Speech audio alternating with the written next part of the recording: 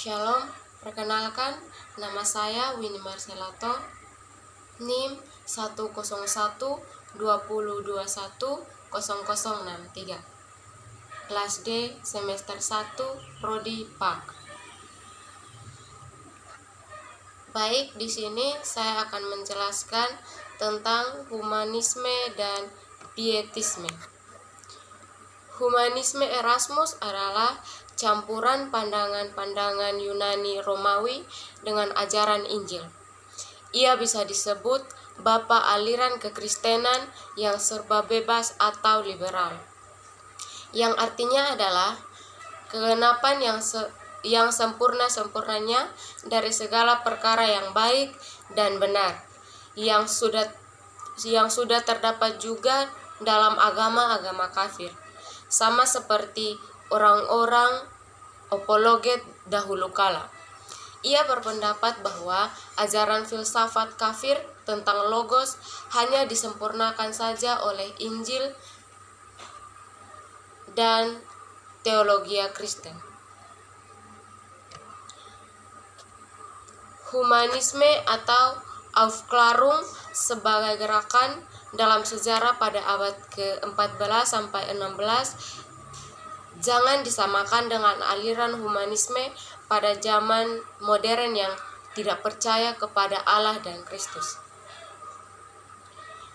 Persamaannya adalah bahwa manusia perseorangan atau individu mendapat tempat yang sentral, tetapi humanisme pada abad ke-14 sampai ke-16 tidak memisahkan diri dari gereja walaupun ada kritikan. Ada juga Renaissance disebut juga sebagai humanisme, karena yang ditekankan adalah tanggung jawab manusia perseorangan untuk hidup secara etis dan saleh menurut contoh dan ajaran Yesus. Sedangkan pada peran gereja dianggap tidak begitu penting dibandingkan dengan dahulu waktu gereja mengatur seluruh kehidupan. Keadaan gereja menyedihkan banyak orang, sehingga mereka ingin memperbaiki gereja, atau dengan kata lain dipakai pada waktu itu mereformasinya. Kata reformasi ini juga yang kemudian dipakai untuk menunjukkan khususnya pada usaha Luther, Zwingli, dan Calvin pada waktu itu. Pada waktu itu juga dipergunakan secara umum untuk menunjukkan kepada semua usul dan tindakan yang bertujuan untuk memulihkan keadaan gereja serta meniadakan penyelewengan yang terjadi di gereja.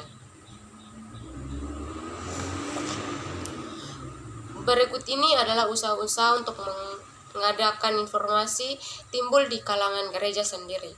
Yang diperjuangkan adalah bahwa para rohaniawan berhenti memikirkan kasus dan uang saja, dan kembali pada kehidupan yang terarah kepada Allah.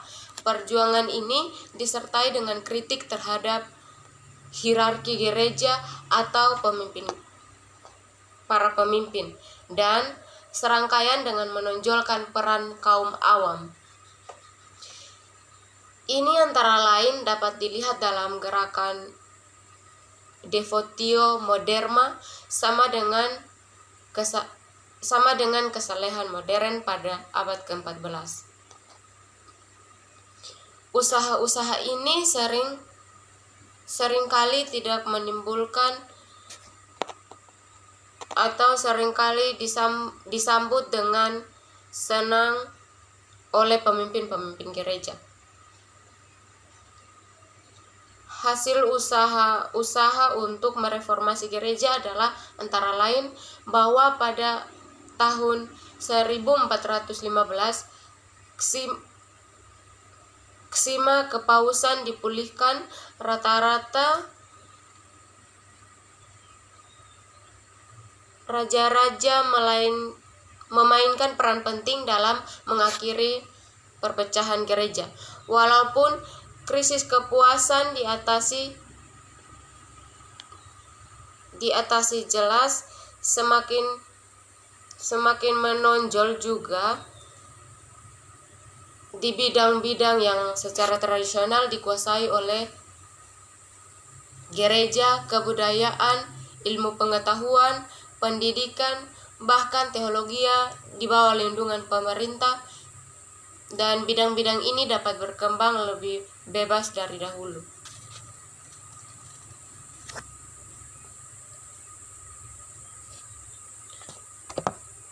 Sebagai akibat perkembangan ini, mulailah suatu pembaharuan kebudayaan yang disebut dengan Renaissance atau kelahiran kembali. Maksudnya kelahiran kembali kebudayaan, khususnya kebudayaan Yunani dan Romawi. Pembaharuan ini yang berlangsung dari abad ke-14 sampai kepada abad ke-16, mulai di Italia, dan dari sana disebarkan ke Prancis, Spanyol, Inggris, dan Jerman. Tujuannya itu adalah untuk menggali sumber-sumber gereja yang ada di gereja kuno, dan lebih luas untuk kembali kepada sumber kebudayaan Kristen yang ada di kebudayaan Yunani dan Romawi. Penelitian sumber-sumber tersebut memperkuat lagi kesabaran bahwa banyak hal dalam gereja, baik segi kehidupan maupun ajaran, perlu diperbaiki.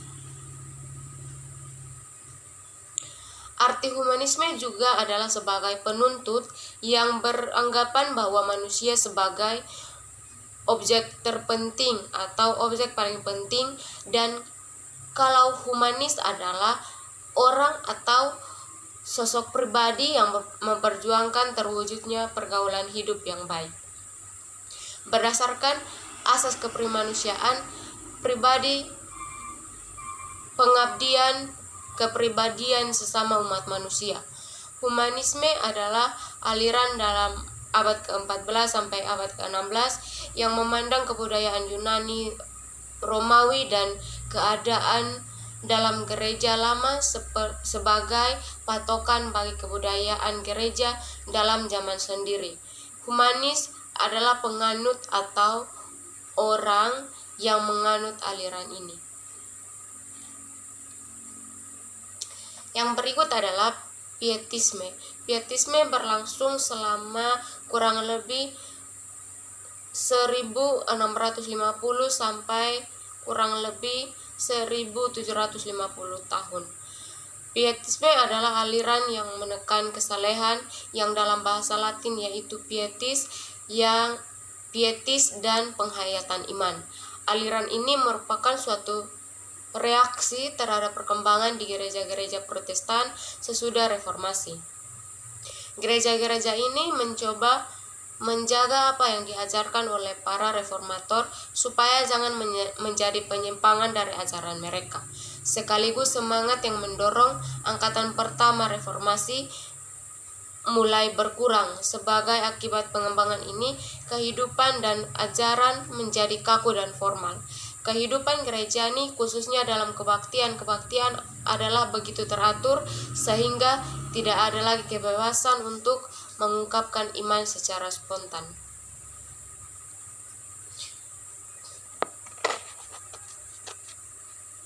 Oleh sebab itu, teologi ini sering disebut skolastik Protestan atau juga ortodoks Protestan karena yang diutamakan adalah ajaran yang benar, sedangkan penghayatan iman dengan perasaan dan hati diabaikan.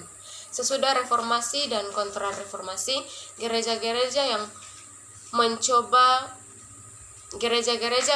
mengukuhkan dan memperkembangkan apa yang diperoleh dalam bidang ajaran dan dalam kehidupan gerejani.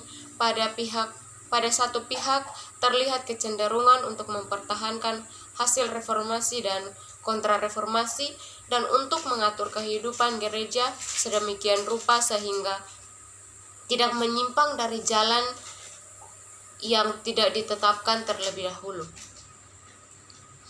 Pada pihak lain, orang-orang Eropa mulai menuntut kebebasan untuk percaya dan berpikir menurut perasaan sendiri. Inilah yang kita lihat dalam Pietisme dan pencerahan. Dalam reaksinya, Pietisme melawan perkembangan ini, yang telah menjadikan iman mengiyakan sejumlah kebenaran dengan akan mengikuti peraturan-peraturan gereja. Oleh sebab itu, orang-orang Pietis suka berkumpul dan dalam kelompok-kelompok kecil yang terdiri dari orang-orang sehati dan sejiwa untuk bersama-sama menghayati dan memperdalam pribadi dalam suasana bebas dan spontan yang tidak terdapat dalam kebaktian resmi. Dalam bidang teologi, mereka menganggap kurang relevan penekanan pada ajaran yang benar dijelaskan secara ilmiah.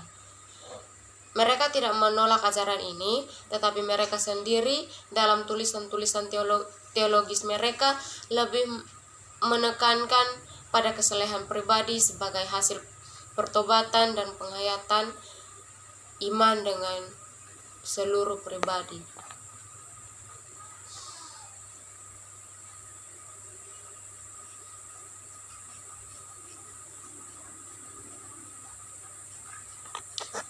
Oleh sebab itu, teologi ini sering disebut sebagai skolastik Protestan. Gerakan Pietisme muncul di Inggris dan Belanda. Dari sana Pietisme disebarkan di Jerman. Di Belanda dan Jerman, aliran ini menyebabkan ketegangan di dalam gereja-gereja Protestan, tetapi tidak terjadi perpecahan. Demikianlah tokoh-tokoh dalam kelompok Pietis dalam mempengaruhi kehidupan gereja dan memberi semangat baru kepada anggota-anggotanya.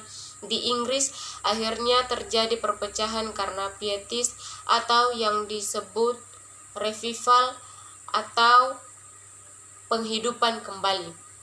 Metodis atau nama ejekan yang diberikan karena metode pertobatan yang dipakai, yang diajarkan oleh John Wesley dan teman-temannya tidak diterima oleh pemimpin gereja Anglikan sehingga terpaksa didirikan gereja Metodis.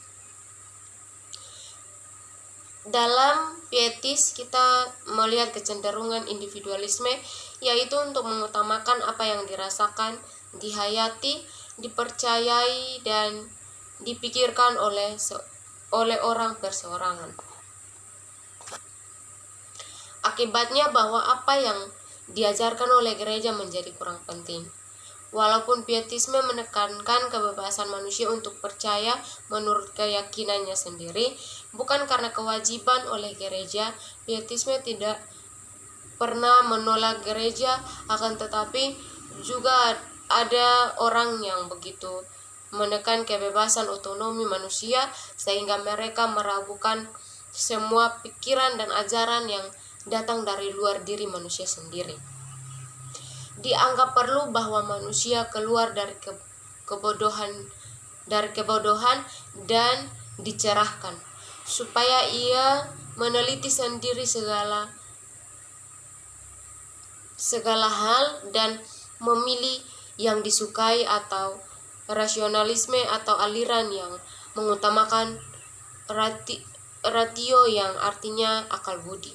Walaupun orang Pietis sangat melawan pendapat ini, atau karena otonomi manusia bertentangan dengan kemahakuasaan Allah, tidak dapat disangkai bahwa ada persamaan juga antara Pietis yang adalah individualisme di dalam gereja dan individualisme yang makin lama makin lebih menetapkan di dalam ajaran hubungan yang penuh ketegangan terhadap gereja.